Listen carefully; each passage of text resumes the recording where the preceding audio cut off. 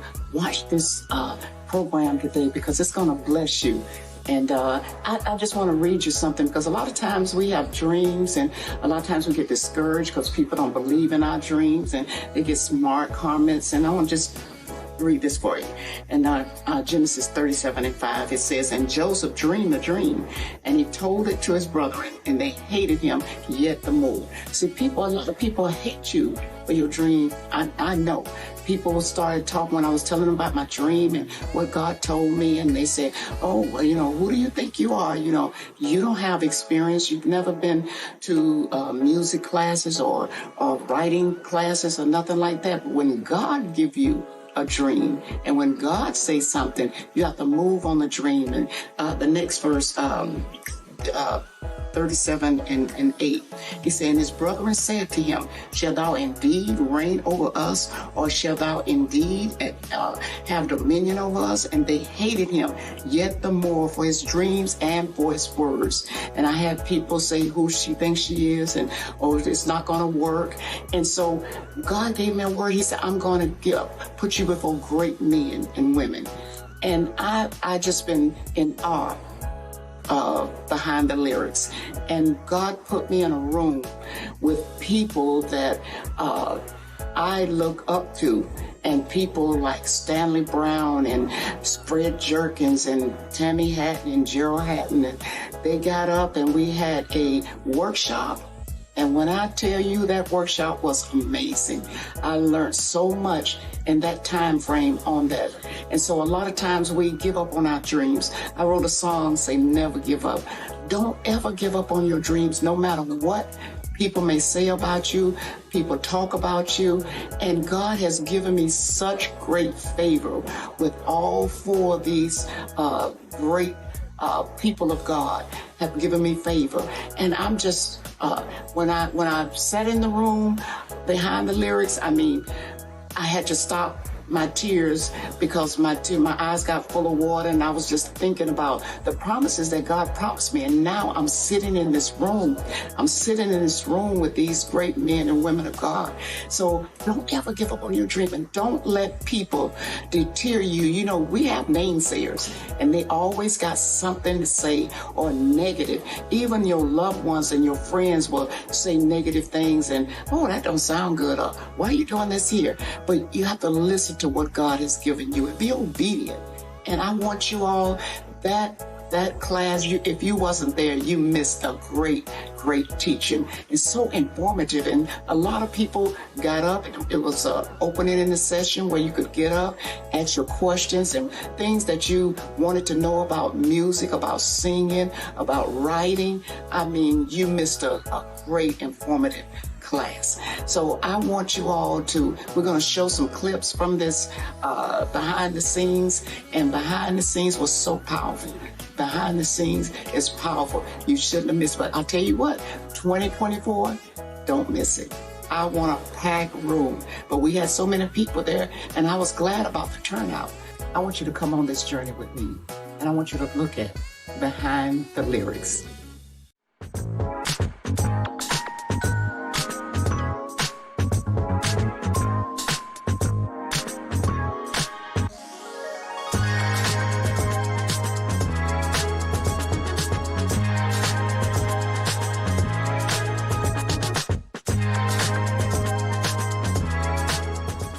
Hello, everybody. I knew Gerald gonna start. Let me fix that. Praise the Lord, everybody. Hallelujah. All right, there we go. We're glad to be here. So what I'm going to do is I'm going to do a little moderating today. My name is Gerald Haddon. I'm born and raised Detroit, Michigan. Come on, what up, though? Detroit is in the house. Pastor Todd is here. So Detroit, Michigan. And let me start by saying we have some amazing. First of all, can we honor the shepherds of this house right now? Let's do that right now. The one and only Bishop M.B. Jefferson. Come on, y'all. Make some noise for our Bishop. Come on. And Dr. Brenda Jefferson. Woo! Thank you. And Pastor Calvin. Thank you for having us. I feel at home, so I'm going to be myself. If that's all right, I'm going to be myself. So I'm going to moderate just a little bit, and I can get out of control, which you all know. So you're prepared for it. So we'll start. I'm going to start with my fine, illustrious, sexy, fine, beautiful wife of 24 years. I'll start with you. Can y'all make some noise for my queen? I called you my queen today. Come on. How long have you, introduce yourself, well, we know who you are. How long have you been in the music industry? We come here to Tampa all the time, but I don't know if everybody knows your musical history of your writing, your singing, and even your family, where you come from. So can you share a little bit of that? Well, I've been singing since I was about 5. Hold on. Come on, fool. Get it right, fool. Hey, hey. Get it right, fool. I've been singing since I was about 5 years old. Born into a musical family, but I didn't start writing. Well, I wrote poetry and stories and stuff like that, but I never considered like writing music until we started dating, and you were doing a little music, and I would write. So I've probably been doing music professionally now about 28 years, writing about 28 years. My cousins, Lisa Brooks, Tasha Page Lockhart, those are my cousins. And so I grew up in a family, I sang, but I ain't sing like my family. So it wasn't nothing I considered doing professionally. Mm-hmm. So the writing thing for me was easier. It was where I felt like I excelled in storytelling and things like that. But even in that, being a church girl, the style of writing I liked, which was more again, storytelling, content-driven. For me, it was more pop or country. So I didn't really feel like I had a place to fit in with gospel music. So when we started writing the kind of songs we were writing, we were very much just doing what we loved, and it just worked out for us. I had no expectation of a gospel artist recording the kind of music that we wrote, because it wasn't necessarily what you would hear on a Sunday morning. But God was faithful. All the way to my right, he's the one and only Stanley Brown. Now, I'm going to let Stanley Brown, these are friends of mine, so we're gonna have a good time. We're going to cut up a little bit. But Stanley Brown is one of the dopest musicians, music directors, songwriters, producers you will ever meet. I want you to, Stanley, introduce yourself, and don't be modest in who you work for, written for, produced for, played for, put together everything for. Give it to him, because what we want to do is expand your mind on thinking outside of the box. Some people are just thinking songwriting, but you can actually be a music director. You can be a set director. He makes so much money standing around on the side putting stuff together. He put things together. He'll put people together and he make money putting people together. So I want him to share some of the things he's done, because some of you might say, well, I don't have the best vocals, or I don't have the best pen, but you may have the best skill of putting people together. Connections, you can make so much money connecting people to people. And he's one of those people too. So go ahead, Sam. Well, first, I just want to thank God for being here. Thank God to Bishop and Ma, Brenda, and my brother Calvin for this opportunity. I just want to say I'm really, really happy to be here. And I'm just grateful for the banana pudding. The bread pudding. The bread pudding is giving me reason to come back next week. And I'm looking at flights now. But it's just an honor to be here. But to make a long story short, I was about 15 years old when I had an idea, because I'm from Brooklyn, New York, and nothing was happening in our city at the time. A lot of the choirs, directors had started becoming pastors, so there was a kind of open lane for choirs. So I had an idea, and we was coming from Bridgeport, Connecticut one night on a train, a friend of mine's, and I said, hey, I have an idea. We should start a choir. And he said, man, go back to sleep. You're crazy. Nobody's going to join a choir, right? His name was Hezekiah Walker, right? And from that moment, he was like, okay, if you think so, we can go for it. And from that moment, we started Bishop Hezekiah Walker and Love Fellowship Crusade Choir on the train. I wrote the first album, a lot of the songs on the first album. And then as things began to progress, I wanted to expand and learn the industry. So I was introduced to a rapper, a DJ named Jam Master Jay from Run DMC. He invited me to his house, and I started playing keyboards on some of their tracks. And I wanted to be in that environment. So he had a 1-bedroom at the time in the Village. And I was like, if you let me stay, I want to just be here every day. So I slept on the floor for like 5 months, just so I could wake up in the environment. Because I believe the environment, me and David was talking about that on the way over, the environment matters. So from that, Gerald, I learned how to become a producer. Then I started playing on a lot of hip-hop records. Chubb Rock, Treat 'Em Right, one of his biggest hip-hop records. Being in the environment, I was asked to participate on another session that I was like, I want to be a part of it, but you can't put my name on it, right? So I was going, back in the days, as you would know, Fred, they were sampling music. Yeah. There was no auto-tune and blah, blah, blah. Right. So if the sample was a little bit off, sometimes you would play the keyboard, you had to pitch bend, right? Like record this real quick, you know what I'm saying? And so I was playing keyboards on a lot of records. This particular record was called I Want to Sex You Up by a group called Color Me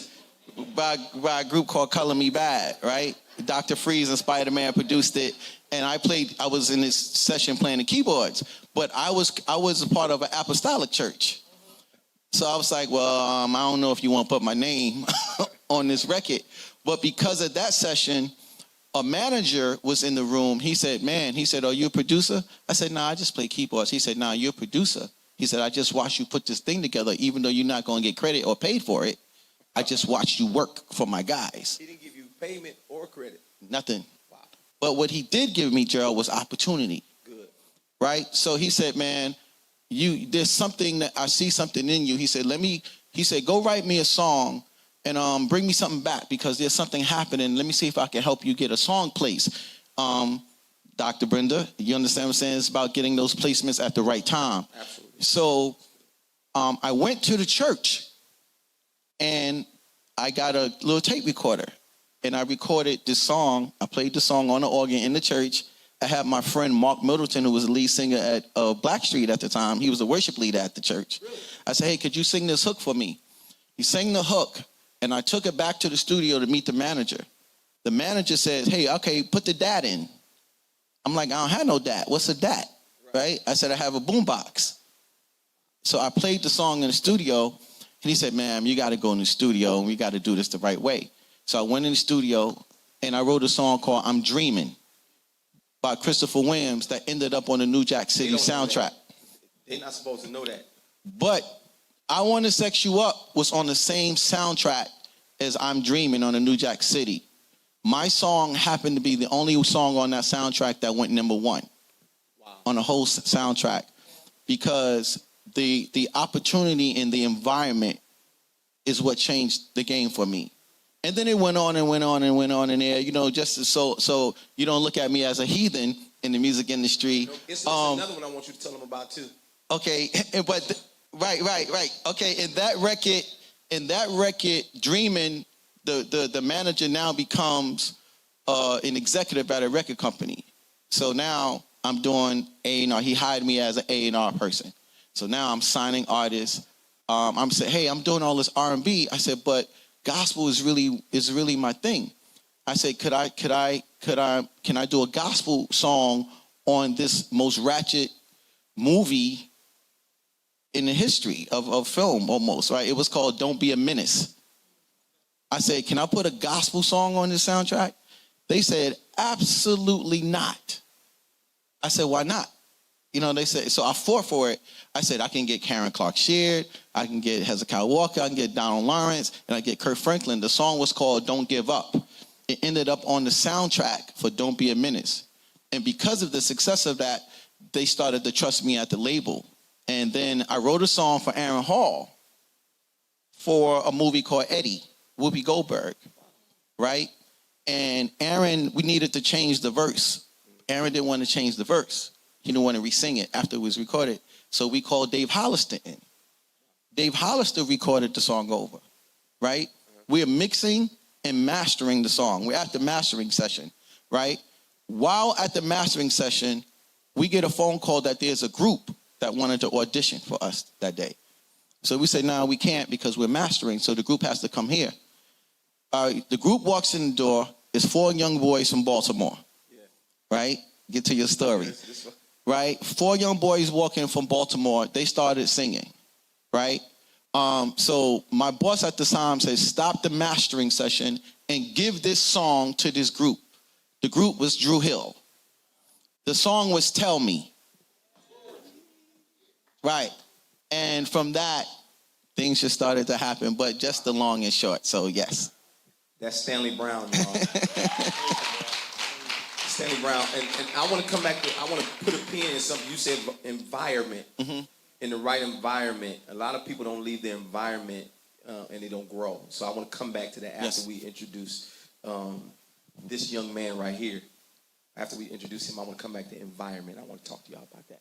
Can you introduce y'all? If y'all don't know who this is, I'm absolutely have to introduce his wife first. Should we introduce her first? Well, you going to introduce your wife. I'm going to let you introduce your wife. But he's one of the most amazing songwriters, and he's one of the most down-to-earth people you will ever meet. Both of them are. You'll meet, but their resumes are long as, I heard R. Kelly say, I can walk, he said, I can walk from New York to Chicago on $100 bills. That's how he said, that's how much money I have off of making music. But they have made so much music, their resumes are so long, they probably can walk from here to what's the next city? They can go, they can keep going. That's how long their resumes are. So this is the one and only Freddie Jerkins. Uncle Freddie is what we call him, y'all. Introduce yourself and tell them, now this is about to be a long one, and make it short with all the people you have to tell them. You got to tell him. You got to be. Don't be modest, because his watch alone. We all need sunglasses on for his watch alone. Oh, you said the watch. I thought you said the wife. Introduce the watch first, and his wife got on the matching one. Y'all got to pay attention to your surroundings. Pay attention to your surroundings. Mine ain't got a diamond on it. Look at his. But go ahead. Come on. He's too much. How y'all doing? Fred Jerkins. Turn me up. I'm a little hoarse. Give him a little more modest. Yeah, born and raised out of. Well, first of all, let me. I better introduce my wife first. That's right. You know, she don't want to be introduced. That's my wife. I'm gonna make her stand up. My beautiful wife of 14 years, Shannon. She's doing like I do. 'Cause I don't like to stand. And again, last night I second that bread pudding. I second it for everything. Let me tell you, last night was amazing. We talked about it all the way back to the hotel. We talked about it in the hotel. We woke up this morning talking about it. We love you guys. That was so amazing last night. The hospitality was amazing, and your spirits are just wonderful. And that is what we like to surround ourselves with. So we definitely appreciate you guys, and definitely appreciate having us here to impart into the people who are here learning about this. So this is amazing. So I'll talk a little bit about myself. I don't do too much of that. I know, but you have to, because they need to know. But again, so probably around the same time, like 28 years ago, is when I started, writing and producing professionally. It's been about 28 years. I'm only 32 years old. It's so crazy. So, but yeah, so back, I'll just, to try to make it condensing. Probably around 97-ish is when one of the first projects that really blew up was Brandy's Never Say Never album, which we probably did almost every song on the project. The Never Say Never album, which it was a big project. There was a Brandy and Monica duet, The Boy Is Mine, and that song right there just really kind of opened up the door for everything at that point. Literally, that song went number one. It was number one for like 13 weeks on the pop and R&B charts. It was, familiar with my brother Rodney Jerkins, Dark Child, that's our camp, and Big Shiz, LaShawn Daniels. So that, that was the beginning of what just birthed so many more projects. I mean, so I'll just like run through a few of them. We worked with, who should I highlight? Tony Braxton. Come on, you gotta say Tony Destiny's Child. Destiny's Child. Of course. Say my name, say my name. Say my name. Y'all the reason for that, running around here, everybody saying say my name, say my name. Yeah. Whitney Houston. It's all right, it's okay. It's all right, but it's, come on. Michael Jackson. So Michael Jackson, see, they're going to the big one. So Michael Jackson, we were locked in for 2 years with Michael Jackson exclusively. So it was a great time to work with the king of pop. So it was Michael. So at this point, you're like working with so many different people before that, but then now it's Michael Jackson. So, and Michael's like, okay, you working with me exclusively, nobody else. So I think we lost like Justin Timberlake during that time because we got the call to work with Justin. We couldn't because we were doing Michael, so then Timberland ended up getting Justin. But again, it's Michael Jackson. So what do you do? But we have, so even with that project, we have so many songs, written songs that are in the can that can still be released in the future. I think on that project, how many songs came out? Like 5, 6? I think like 5 or 6. I don't know. On the Invincible project, that are ours. You know, you lose count. But we recorded a lot of songs. And what was amazing with Michael is the demo process was like recording the album. Like we went, it wasn't like, no, let's do a quick version. Like when Sean would do vocals, he had to record it like a next level record. Not even the way we would record our songs. It had to be, the vocals had to be thick like Michael would do it. And so you went through the whole process. You went through the mixing and mastering. He wanted to hear it finished. And so we did this for 2 years. You Rock My World was the first single off that project. Then they had an album to come out called Escape, which was one of our songs as well. That was the title cut for his album, you know, After Death. And somebody just released one of our songs. So I don't know if you saw that, but they just released one of our songs. We're trying to figure out how they got it, you know, on YouTube. Okay, what are y'all doing? But we do have a lot of songs in the can with Michael, so hopefully they'll just keep coming out. But the beautiful thing about songs, let me mention this about Michael and Say My Name and their big ones, Ray J, is when people use your songs again. So being songwriters and having songs that you've written years ago, now they're reusing them, right? So you have artists that are reused, just like literally, my wife will tell you, like literally every week, probably like 2 or 3 times a week, I'm signing off on approvals for somebody to use our song for something. So they're sampling it. They might be just doing their version of it or whatever. But so these songs just generate over and over and over again. So there's a new artist, not more new to America, Burna Boy. So Burna Boy he wasn't man enough for me for Tony Braxton as his first single for this project. The second single came out and used Sitting on Top of the World by Brandy. So like what that does, that's just generating new income. Wow, 20 Introducing you to a whole new. Yeah. A whole new different art. So again, with our songs, and then you're credited as a writer. They're using your stuff, so you're a writer on their project. So for example, Drake, some guy named A Boogie with the Hoodie. So I'm still trying to figure that one out. But I didn't hear him until I saw him on my statement. I'm like, okay, that's somebody. But it's a beautiful thing because your songs just keep generating and generating. So I'm looking, keep on. I'm curious what's going to happen in 20 or 30 years from now. Wow. But it's a beautiful thing. So, but God has blessed me. So, I just named a few of those artists, and then again, gospel. I've worked with Kirk Franklin, Donnie McClurkin, Trinity 5-7, Virtue, Mary. Not as much he has. And then I released my own projects. In 2018, I released a compilation album that I went to certain friends of mine and asked them would they be a part of this project, and even a couple of newcomers, and put them on the project as well. And wow, on that project, I've released 6 singles. What about them? Because you don't talk on mic too often.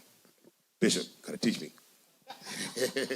Yeah, so 6 songs I've released from that project, and I think there's 3 or 4 #1 records that we've at radio from that project, which God has been amazing to be able to release 6 songs. We're about to release the next one soon. And I released that album in 2018, and here we are in almost 2024, and I'm about to release another single. So it doesn't happen. People don't release that much music off of one project, but hey, if it's working, I ain't stopping. Come on. So I'm gonna come back to something you just said about songs. You could write a song that could change your life in the future. Somebody get a hold of it, and it can change your life. So you can find one song, you can have something in the can that can actually change your life in the future. So let me go back to what I was about to say about environment. I want you and Tammi to talk about this, about environment, because a lot of people don't leave their environment and don't realize they're afraid to. They mentally want to, but they're afraid to because they feel like they can't make it, or I'm too good to sleep on somebody's floor for 5 months. And we kind of did the same thing. We a group called Escape. Tasha's the lead singer from Escape. We stayed at their house for 6 months when we were trying to move to Atlanta. We moved into their house for 7 months. Basically, they feeding us and everything for 6 when we first got married, didn't it? And we did that. So people have to. Environment is something. So talk to us about environment. But how important that is. Before we talk about environment, right? we have to understand who we have on this panel. Gerald Haddon, right? You need to know his credits and his contribution to the industry, both on the secular and on the gospel side, because we're not going to let him skate through this. And because there's a lot of information, and I know this is probably going to end up viral, somewhere on the internet, and I think the world needs to know, because your story isn't told enough. Wow. So. Okay, well, fix me. Yes. Wait, it's not about me, it's about Jesus. Well, you had something to do with that song. I wrote a song about it a long time ago. It's not about us, it's about Jesus. Well, I'm saying, as Tammi told you, 20-something years ago, we started writing together, and we decided to do that. We were dating. And one of the things was I saw something in Tammi that she didn't see in herself. Growing up in my dad's church, a musician, and I knew music was something that we were going to do. I'm the organ player. Dietrich is the worship leader. My sister sing. My brother played the drums. So we did that. And I think playing was the first thing I wanted to do.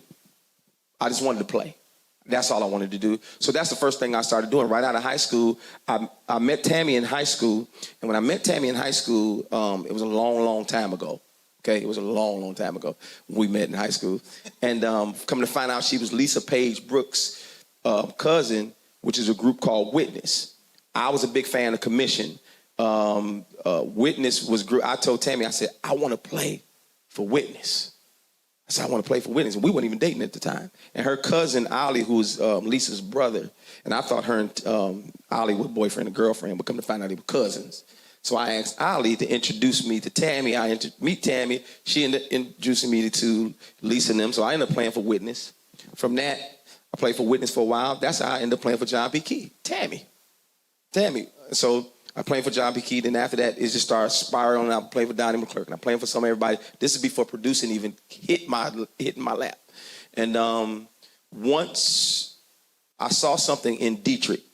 Dietrich was my your test dummy.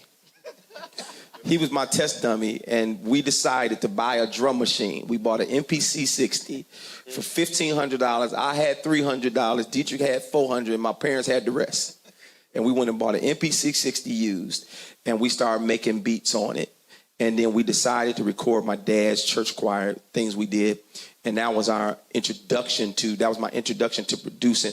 It was actually nothing we learned. It was the exact same story you had. I'm playing keyboards. They're like, yo, you can produce. Because I know what I wanted to sound like. I just didn't know I was a producer.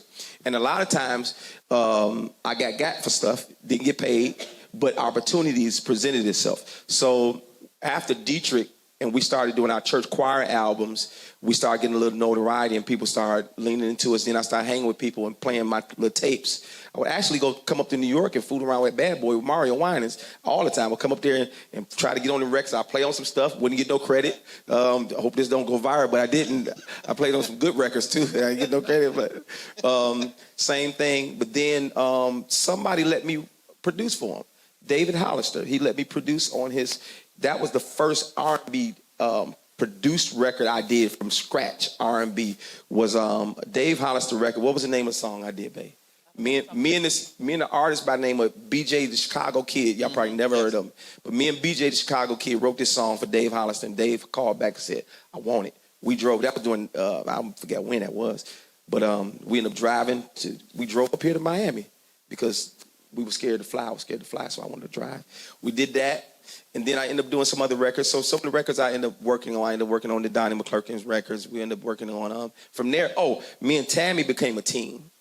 So it wasn't because we were boyfriend and girl. It was because we were boyfriend and girlfriend, but I actually saw something in her as a writer. I was like, yo, so she would take anything I wrote and take it up a whole notch. Still to this date, if I write something today, I can be like, Jesus is my rock. She'd be like, don't say Jesus is my rock. What if you say Jesus is my help? Even though I didn't write Jesus is my help. Just using that as an example. So she takes it up, and I'm like, yeah, that makes more sense. So she's been doing that to me for years. So some of the records I've been a part of was that.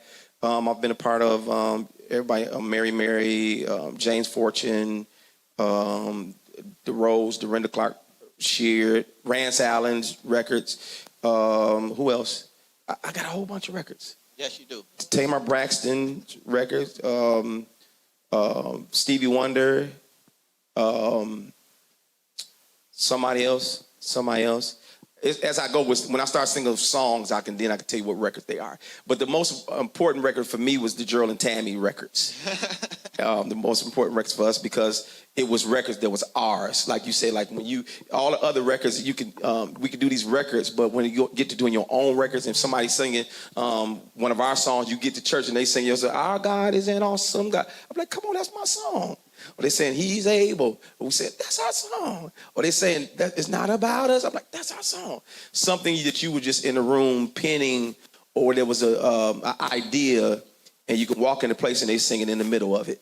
Little things like that. So that right there keeps me going. Like when I walk in a place and I hear, I'm like, yo, say my name, come on.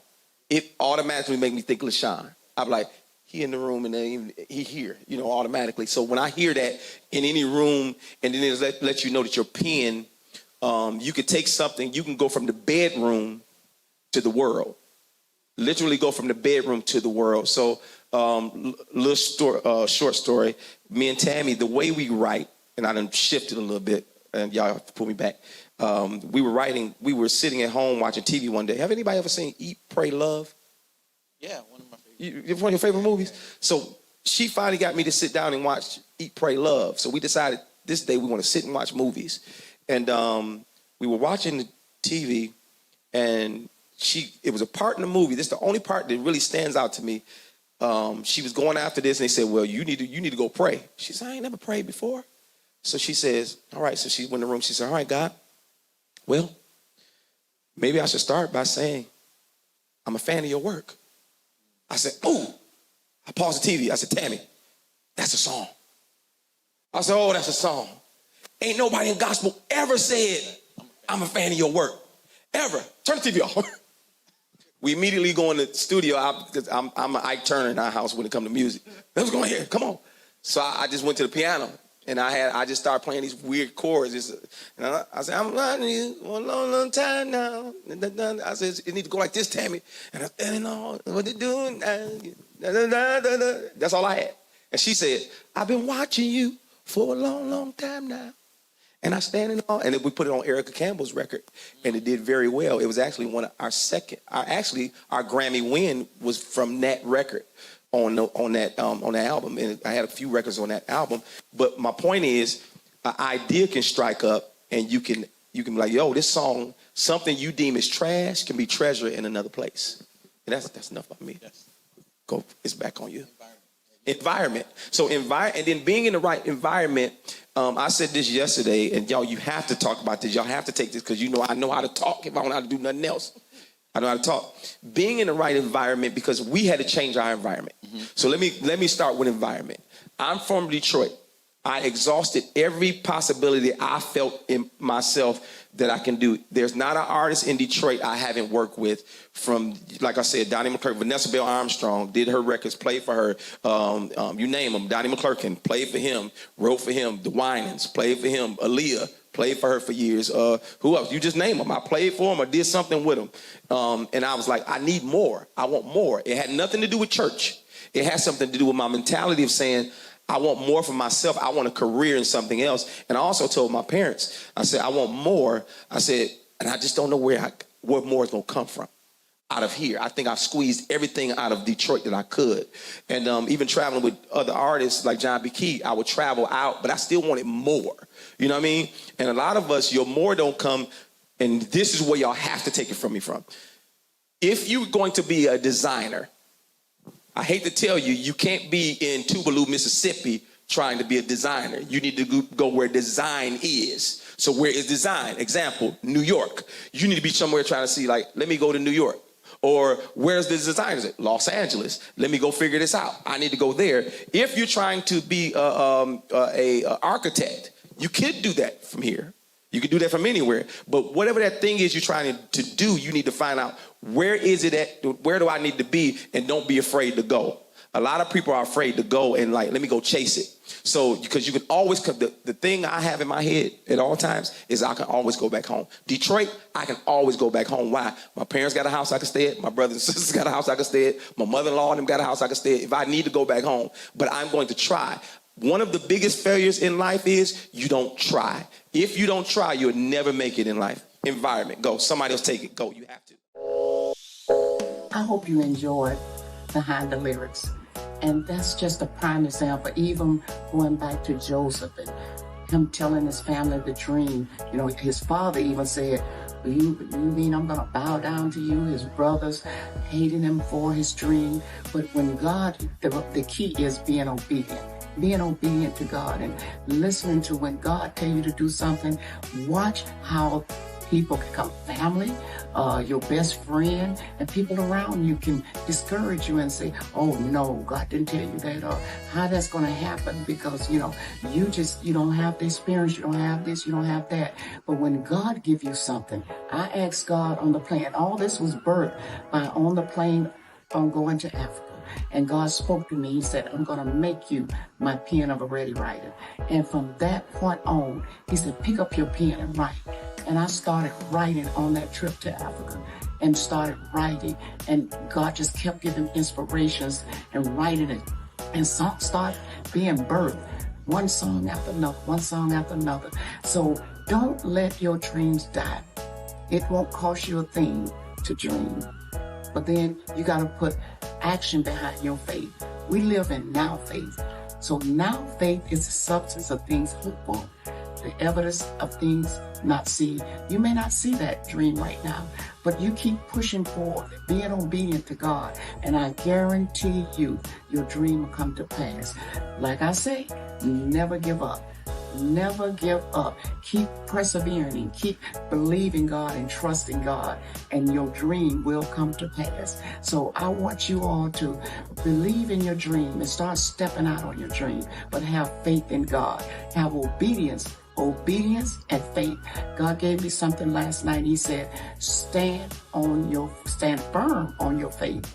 So you have to stand firm on your faith, just don't worry about what people are saying. You just trust God and believe God. And I guarantee you, God gave me a scripture in Joel 2:27. I'll never make you look ashamed. God will never make you look ashamed if you obey him. So I want you all to get this message and watch. Sometimes you have to watch things over and over and you keep getting little points. But I want you all to go and pursue your dream and watch what God does.